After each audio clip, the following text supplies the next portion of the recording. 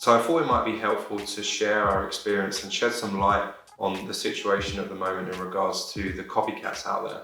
I'm hoping that it might be helpful to some other designers or small businesses to hear about our story and hopefully learn from it. Unfortunately, due to the success of Polygon lights, it has made it a great target for imitation, and it has really been more relentless than I ever could have imagined.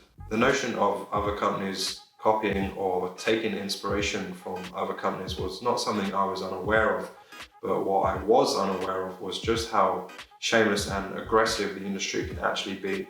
There was a huge amount of time and effort that went into developing Polygon lights. It takes a lot of energy to get something from a concept to a fully functional product. So it was hard to see other companies profiting from all of that hard work that we had put in. Now, I would like to clarify that I think it's completely fine for one company to take another company's products and use it as inspiration or even as a foundation for future developments. This is fair competition, and it's okay to take another product and build upon it or put your own spin on it. But unfortunately, in the situations and cases that I'm referencing, there isn't a huge amount of innovation, and most of the time it's just a simple copy and pasting of either the product or our content.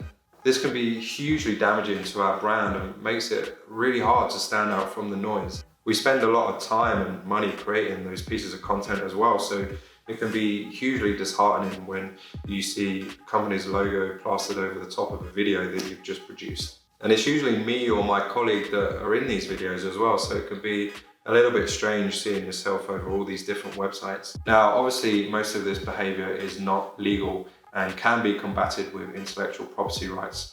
But unfortunately, it is incredibly difficult to track these organizations down. Most of them are overseas and don't have any contact information, and it almost becomes like a game of whack-a-mole where you try and take care of one situation and two more are popping up in the background. Unless you have a legal team or a large amount of finances to throw at it, it becomes something that's really difficult to overcome. Ultimately, we hope that these things don't affect us too much, and we just try to focus on our own brand and our own customers. Like many other small businesses, we don't have the finances to completely eradicate this. So we believe if we just focus on keeping our promises to our customers and continuing to develop new and innovative products, then time will be our ally. We're still excited about the future and really looking forward to creating more fun and engaging products. We remain optimistic here, and the problems that we do come across, we try and treat them as learning opportunities.